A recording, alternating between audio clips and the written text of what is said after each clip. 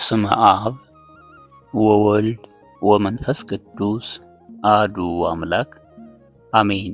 የኢትዮጵያ ኦርቶዶክስ ተዋሕዶ ቤተክርስቲያን ታኅሳስ 24ን ልደቱ ለብፁዕ ማር አቡነ ተክለ ሃይማኖት ብላና እንዲሁም ዕረፍታ ለቅድስት አስቴር ብላ ታከብራለች። ተክለ ሃይማኖት ማለት ተክለ አብ፣ ተክለ ወልድ፣ ተክለ መንፈስ ቅዱስ ማለት ነው። አባታቸው ጸጋ ዘአብ ዘራ ዮሐንስ፣ እናታቸው እግዚአርያ ይባላል። ጸጋ ዘአብ ትውልዳቸው ከዘራ ሌዋውያን ነው። ምን አገናኛቸው ትለኝ እንደሆነ የንግሥት ማክዳ ልጅ እብነ ሐኪም ወይም ቀዳማዊ ሰሎሞን ኢየሩሳሌም ደርሶ አባቱ ንጉሥ ሰሎሞንን አይቶ ሲመለስ ሌዋውያንን ይዞ መጥቷል። ሊቀ ካህናቱ ሳዶቅ ነው። የእርሱ 15ኛ ትውልድ አበይድላ ይባላል። ንጉሥ ደንገዝን ሸዋን አስተምር ብሎት 150 ራሱን ሆኖ ከአክሱም ወደ ሸዋ መጥቶ ጽላለሽ ወይም ዞረሬ ተቀመጠ። የእርሱ 10ኛ ትውልድ ሕይወት ብነ ጽዮን ነው። ሕይወት ብነ ጽዮን ወረደ ምሕረት ጸጋ ዘአብን ወልዷል። ጸጋ ዘአብና እግዚአርያ ልጅ አጥተው ሲያዝኑ ይኖሩ ነበር። አንድ ቀን እግዚአርያ ቤተ ክርስቲያን ሄዳ ከስለ ማርያም ስር ወድቃ ጌታዬ አንተን የሚፈራ በሕግህ የሚሄድ ልጅ ስጠኝ፣ በሕግህ የማይሄድ ከሆነ ግን ማኅፀኔን ዝጋ ብላ ለምና ተመለሰች። ከዕለታት በአንድ ቀን እግዚአርያ አባት እናት የሉን ልጅም አልወለድን፣ ይህ ሁሉ ሀብት ለማን ይሆናል? እኩሉን ለቤተ ክርስቲያን እንስጥ፣ እኩሉን ለነዳያን እንመጽውት አለች። ወዲያውም ባሮቻቸውን ጠርተው እኩሉን ለቤተ ክርስቲያን ስጡ፣ እኩሉን ለነዳያን መጽውቱ፣ እናንተም እንግዲህ ከግብርናት ነፃ ናችሁ፣ ወደ ወደዳችሁት መሄድ ትችላላችሁ አሏቸው። ባሮችን በድለን ከሆነ ማሩን ይቅር በሉን እንጂ ከእናንተ ተለይተን ወዴት እንሄዳለን አሉ። እነርሱም ከግብርናተ ነፍስ ነፃ እንድትሆኑ እንጂ እናንተማ ምንም አልበደላችሁንም። አሁንም ከኛ ጋር ስትኖሩ ወንድሜ እህቴ በሉን እንጂ ጌታዬ እመቤቴ አትበሉን አሏቸው። በየወሩ የቅዱስ ሚካኤልን በዓል ያከብሩ ነበርና መጋቢት 12 ቀን የተራበ ሲያበሉ መቶሎሚ ንጉሠ ዳሞት አገራቸውን ወሮ ከእነርሱ ደረሰ።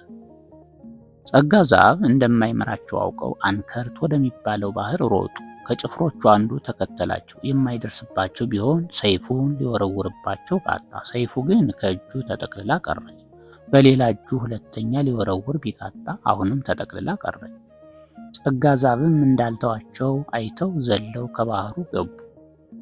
እስመ ለመላእክቲሁ ይእዝዞሙ በእንቲአከ ከመ ይትጣቀፍ በእግርከ መዝሙር 90 ቁጥር 11 ተብሎ እንደተጻፈው ቅዱስ ሚካኤል በውስጥ ሆኖ ተቀብሏቸዋል። ወባሕርኒ ኮነቶ ከመ ደብተራ ዘድሉት ለማኅደር ይላል። ባሕርም እንደ ድንኳን ሆናላቸው። ኦ ሚካኤል እያሉ ሲጮሁ ቅዱስ ሚካኤል ተገልጾ ኢትፍራህ ኦ ፍቁሬ ጸጋ ዘአብ እስመ አነ አዕቅበከ በይነ ዘይወፅእ እምኀቁከ ከአብራከ ስለሚከፈለው ቅዱስ እጠብቅሃለሁና አትፍራ አላቸው። በሦስተኛው ቀን አውጥቶ ቤተ ክርስቲያን አድርሷቸዋል። እግዚአርያ ግን ዕለቱን ተማርካ ዳሞት ወርዳለች። የሚያቀርብላትን መብል መጠጥ አልበላም ብላ ስታዝን ሌሊት ጭፍሮቹ ከበው ሲጠብቋት ሲያንቀላፉ ንጽሐ ባህሪ ጌታ ንጹሕ ነገር ይወዳልና እያለች ያለበሳትን ልብሰ መንግሥት አውልቃ ስትጸልይ እያደረች ሰነበተች። በ10ኛው ቀን ሞቶሎሚ ድግስ አስደግሶ መኳንንቱን መሳፍንቱን በቀኝ በግራው አስቀምጦ ለጣዖቱ አሰግዶ ሊያሰግዳት ጥሯት አለ። እግዚአርያም እንዲህ አለች፣ ከንጹሕ ካህን ንጹሕ ልጅ ስጠኝ ብልህ ቃልህን ከማይወድ በሕግህ ከማይሄድ አረሚ ልትሰጠኝ ነውን? እኔማ እንኳን ከአረሚ ከካህኑስ ቢሆን አንተን የማይፈራ ከሆነ ማኅፀኔን ዝጋ ብዬ አልለመንሁህምን? እያለች ወደ ጌታ ታመለክት ጀመር። ልብሰ መንግሥት አልብሰው በራሷ ወርቅ አስረው አቀረቧት። ለጣዖት ስገጂ ንግሥትነቱን ውሰጂ አሏት። እሷም ከእንጨት ከድንጋይ ለተሰራ ለዚህ ምስል አልሰግድም አለች። ካህናተ ጣዖቱ ሊጣሏት ግርግር ሲሉ ግብተ በረቀ መብረቅ ወኮነ ድልቅልቅ ይላል።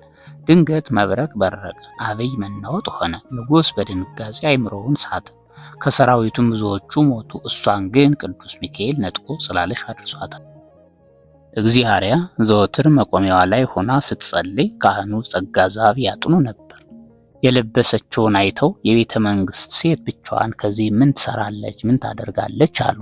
ሲጨርሱ ሄደው መስቀል አሳለሟት። የቤተ መንግሥት ሴት ስትሆኚ እንደምን ብቻሽን መጣሽ? አሏት። ስለተከናነበች አላወቋትም። ሚስቱ የተማረከችበት ካህን አለ ሲባል ሰምቼ ሚስት ለሆነው የመጣሁ አለቻቸው። አይ እሱስ ከእርሷ ሌላ አላገባም ሲል ሰምቻለሁ። በዚያውም ላይ እንጂ ለካህናት እንዲህ ያለ ነገር አልተፈቀደላቸውም አሏት። ያች ሴት ለንጉሥ ሚስት ሆናለች፣ ከእንግዲህ አያገኛትም። ይልቁንስ ሰውየውን አሳየኝ፣ አንተም ከሆን ንገረኝ አለቻቸው። አንቺ እንዲህ ያለ ነገር ስትናገሪ እግዚአብሔርን አትፈሪምን? ይህን ሐሳበ ዝሙት ካንቺ አርቂው ብለው ተቆጧት። በጽናታቸው ደስ እያላት ግንንቧን ገልጻ ጽናትህን ለማየት ብዬ እንጂ እግዚአብሔር ነኝ አለች። በዚህ ሰዓት ተቃቅፈው የደስታ ለቅሶ ተላቀሱ። እስከዚህ ጊዜ ድረስ እግዚአብሔር እህል አልቀመሰችም ነበር። እህል ቀምሳ ከሐዘኗ ተጽናንታ የጌታችን ቸርነት የቅዱስ ሚካኤልን ተራዳይነት ሲጨዋወቱ ውለው አድረው በማግስቱ መጋቢት 23 ለ24 አጥቢያ አባታችን ተጸነሱ። ሌሊቱንም ሁለቱም ህልም አይተው አድረዋል። ጸጋ ዘአብ ርግብ ከመኝታው ወጥቶ ሰማዩን ሰንጥቆ ሲገባ እግዚአብሔርም ከቤታቸው አምደ ብርሃን ተተክሎ ጳጳሳት፣ ነገስታት ከበው ሲሰግዱለት አዩ።